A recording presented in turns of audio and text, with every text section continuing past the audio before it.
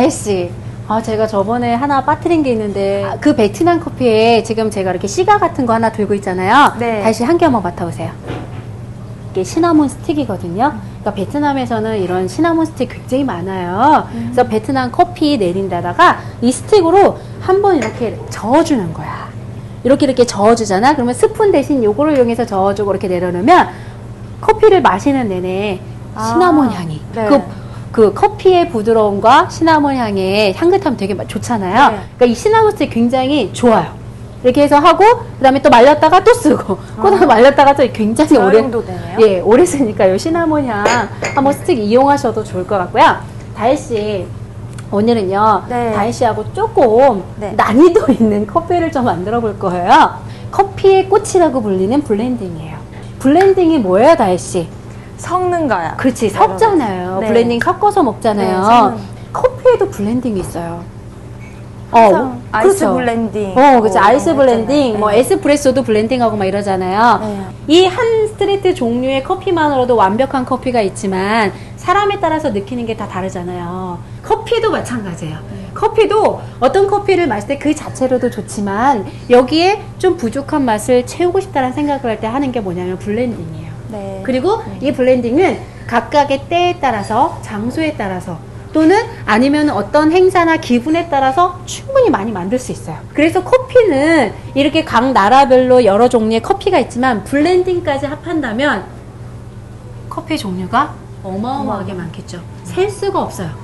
그쵸? 그리고 그 블렌딩은 물론 훌륭한 사람들이나 유명한 사람들도 만들지만 우리 같은 초보 바리스타도, 홈 바리스타도 블렌딩을 할 수 있어요. 블렌딩을 한번 해볼 건데, 블렌딩은 어려운 게 아니겠죠. 네. 그렇다고 마구 섞어버리면 안 돼요. 뭐, 인도네시아 커피 하나만 먹었을 때보다 더 못하다. 그럼 블렌딩 할 필요가 없잖아요, 다혜씨. 뭐하러 힘들어서. 네. 그치? 자원도 아깝게. 이 스트레이트 맛의 한 종류의 커피보다는 좀 더 복잡하고, 더 좋은 맛을 만들기 위해서 노력해야 되는 게 블렌딩의 원칙이에요. 그 다음에 어떻게 블렌딩을 하면 좀 더 좋은 커피를 만들 수 있을까를 생각해보고 한다면 블렌딩 만드는 거 굉장히 즐거움이에요. 네. 예. 알려주세요. 알겠습니다. 네. 일단은 블렌딩을 만들 때는요, 커피를 섞어야 되겠죠. 네. 한 종류만을 갖고 블렌딩 하기는 좀 힘들겠죠. 그래서 커피를 2종류 이상을 마련하는 거예요. 커피를 2가지 종류 이상을 마련하고 아니면 뭐 5가지를 해도 좋고 10가지를 해도 좋은데 보통 블렌딩은요 2가지에서 5가지를 사용해요. 너무 많이 사용하면 또 막 외우기도 힘들고 복잡해버리고 원두가 없을 땐 또 힘들어지잖아요. 네. 그러니까 그 원두의 상태를 고려해서 만들기도 하고 또 어떤 블렌딩은 좀 전문적으로 갈 때는 한 가지만으로도 블렌딩을 할 수 있는데 아까 섞어야 된다 그랬잖아요. 한 가지를 어떻게 네. 블렌딩 할까요? 다혜씨. 한 가지를? 네. 글쎄요. 한 한 가지로도 블렌딩 할 수 있는데 왜냐하면 이거를 갖다가 로스팅 포인트를 다 다르게 해서 블렌딩을 하는 거예요. 예를 들면 인도네시아 울트라 만델링을 약하게 볶고 중간으로 볶고 강하게 볶은 것을 섞어서 다른 맛을 만들어내는 블렌딩도 있어요. 근데 그거는 웬만한 전문가가 아니면 미묘한 맛을 느끼기 힘들기 때문에 보통 블렌딩은 종류가 다른 2가지 이상의 커피를 가지고 블렌딩을 한다. 2가지에서 5가지. 예. 그게 원칙이고요. 네. 블렌딩을 하는 방법은요, 크게 2가지가 있어요. 근데 이제 지금 보면 저는 각각의 원두를 다 준비를 했거든요. 원두를 섞어서 하는 블렌딩을 뭐라고 하냐면은, 네. 단정 블렌딩이라고 해요. 단정 블렌딩이라는 걸 뭐냐면은, 커피를 볶아서 볶은 원두를 섞어서 만드는 거. 볶아져 있는 거를 섞어서. 네, 볶아져 있는 거를 예를 들면 콜롬비아도 볶고 인도네시아도 볶고 브라질도 볶아서 서로 따로따로 볶아서 볶아진 것을 섞어서 하는 거를 뭐라 그런다고요 아까? 단정 블렌딩.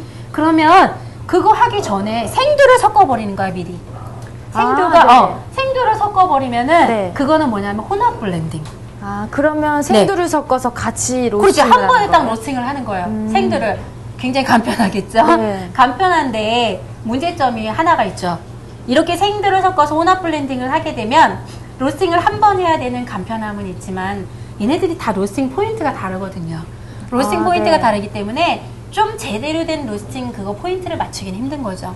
예를 들면 브라질은 너무 많이 볶으면 안 되고 너무 많이 볶으면 타서 고유의 맛을 잃어버리고 울트라 만델링은 인도네시아 거는 훨씬 더 많이 볶아도 되는데 포인트를 맞추기 어렵잖아요. 맛의 가장 정점을 찾아내기 어렵다는 단점이 있고, 대신에 아까 제가 봤던 단전 블렌딩은 제가 5가지 원두를 하려면 다 5번을 볶아야 되잖아요. 네. 5번을 볶아야 되는 번거로움도 있고, 다 섞었을 때 비의 색깔이 다 다르죠. 아, 예. 네. 우리가 이렇게 5가지 섞어놓으면 얘는 원두가 다 다르다라는 거, 뭐 그런 장단점이 있는데, 여러분들이 다혜씨나 여러분이나 제가 할 때는요, 혼합 블렌딩을 하시는 것보다는 이렇게 단정 블렌딩을 하시는 게 더 좋으실 것 같아요. 그러니까 더 쉽기도 하고. 일단 제가 준비한 커피는 다혜씨 한번 얘기해 주세요. 5종류예요. 뭐뭐 있을까요? 안 보여요. 콜롬비아 에스메랄다, 네. 그리고 브라질 부르봉 옐로우, 네. 과테말라 안티구아, 이디오피아 예가체프, 인도네시아 만델리. 예, 제가 각각의 성격이 다른 나라의 5종류의 커피를 했는데, 블렌딩을 하는데 그 커피의 성질을 제대로 모른다. 그럼 블렌딩 될까요? 안 되죠. 안 되죠. 그래서 제가 고수들이 하는 거라는데, 블렌딩을 할 때의 첫 번째 원칙은요, 원두의 성격을 잘 이해하고 있어야 돼요. 원두가 어떤 성격을 갖고 있고 어떤 맛을 갖고 있는지, 그리고 그거를 맛을 먹었을 때 어떤 거를 섞어서 내가 이거를 갖다 채워줘야 되겠는지를 생각을 하셔야 돼요.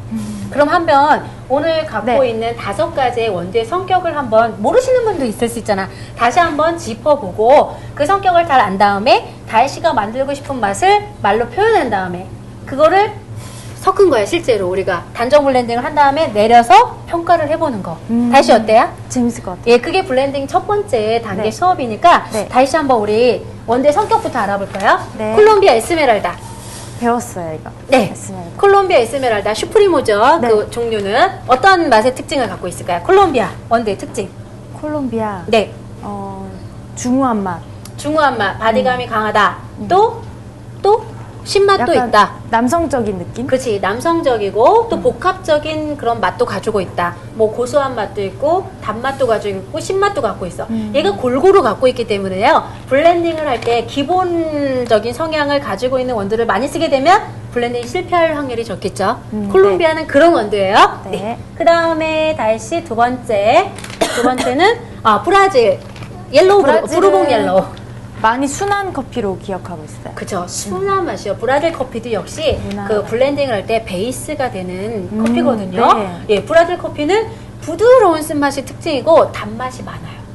단맛이 많고 성격으로 따지자면 저같이 그냥 온순하고 부드러운 다혜씨가 웃는 거 보니까 아닌 것 같은가 봐. 온순하고 부드러운. 온순하고 부드러운 그냥 이렇게 잔잔한 그런 성향을 가진, 여성적인 성향을 가진 커피, 브라질 옐로우 부르봉. 옐로우라는 거는요, 커피색이 밝으면 빨갛게 되는 게 아니라 얘는 뭐가 된다고 그랬어, 다혜씨? 저번에 노란색. 네. 얘는 그래서 부르봉 옐로우예요. 종자가 부르봉 옐로우. 커피가 체리가 빨갛게 되지 않고 노란 게 다 익은 거예요. 부르봉 옐로우. 부드러운 맛을 가진 커피.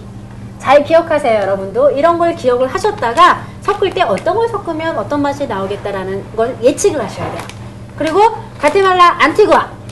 과테말라는 전에 네. 화산지대 얘기해 주셨잖아요. 그렇죠. 되게 화산지대. 향이 강하고 향이 강하고, 예. 스모키한 향이 난다고 그렇죠. 하셨던 것 스모키한 같아요. 향이 나고, 네. 또 그리고 좀 바디감도. 쓴맛. 그렇지. 바디감도 있고 쓴맛도 많고, 토양 자체가 미네랄이 많기 때문에 굉장히 풍부한 미네랄 성분도 느낄 수 있고요. 달콤한 과일향까지 느낄 수 있는 게 과테말라. 굉장히 복합한 개성이 강한 커피예요. 네. 개성이 강한 커피, 과테말라 안티구아. 네. 안티구아 지방의 커피고, 그 다음에 재밌다. 이디오피아 예가체프 G2 그레이드 2예요. 이디오피아 커피예요. 예.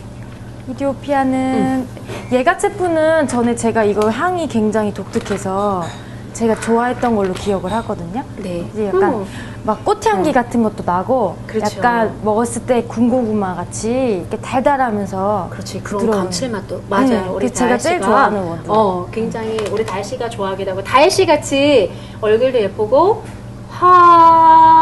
화사하고, 예, 그렇게 개성이 강한, 예, 좀 좋은 여자분들한테 느낄 수 있는 그런 커피 같아요. 제가 생각하기에. 이디오피아 예가체프는요, 자스민 꽃향기도 좀 나고, 아까 군고구마 같은 그런 감칠맛도 있고, 그리고 은은한 모카향도 있는, 모카향도 있는 커피예요. 그쵸? 이디오피아 예가체프. 여성분들이 굉장히 좋아하는 커피예요. 여성분들이 예. 좋아하시는. 그러니까 이거를 갖다가 조금만 첨가해도 굉장히 부드러우면서도 은은한 자스민 향기가 나겠죠. 굉장히 좋은 향이 나는데 지금. 네. 그리고 마지막으로 인도네시아 울트라 만델링. 원래 인도네시아 만델링이라는 커피 되게 유명하다고 그랬잖아요. 블루마운틴이 나기 전에는 이 블루마운틴과 같은 그런 급의 커피가 인도네시아 만델링이었거든요. 아, 네. 근데 울트라가 붙어갖고 만델링 중에서도 제일 좋은 것만 뽑아서 만든 건 울트라 만델링이라고 해요. 이건 어떤 맛이에요, 다희씨? 이것도 되게 향이 독특했고 네. 일단 커피가 되게 진했어요. 커피 진하죠. 자체가 진하고 네, 진하죠. 향이 막 나무 향이라고 해야 되나요? 그런 그렇죠. 향이 났던 것 같아요. 다혜씨가 되게 표현을 잘했는데, 귀여워. 예, 굉장히 그런, 뭐, 그렇죠. 이게 이 만델링의 향은 굉장히 독특해요. 인도네시아 그런 토양이 느껴지는 토질감, 토양감이 느껴지는 커피고요. 굉장히 다크 초콜릿 같은, 쓰면서도 아주 이렇게 쓴맛이, 기분 나쁜 쓴맛이 아니라 굉장히 이렇게 모아지는 쓴맛이라고 할까? 먹었을 때 그런 뒤의 느낌, 그걸 애프터 테이스트라고 하는데 우리 다음 시간에 공부해 볼 건데 그런 느낌이 굉장히 강하고 뭐라 그럴까? 굉장히 농축된 커피의 맛을 가지고 있는 게 인도네시아 만델링이에요. 굉장히 개성이 강한 커피입니다. 다혜씨 시험 봤는데 네, 이 다섯 개가 다 뭐 완전히 퍼펙트하네. 그렇죠. 저 이제 성격을 다 알았으니까 저는 그렇죠. 잘할 것 같아요. 그렇죠. 블렌딩 네. 잘해서 이제 성격의 원두의 성격을 파악한 다음에는요. 내가 만들고 싶은 수 있는 맛을 한번 표현을 해보는 거예요.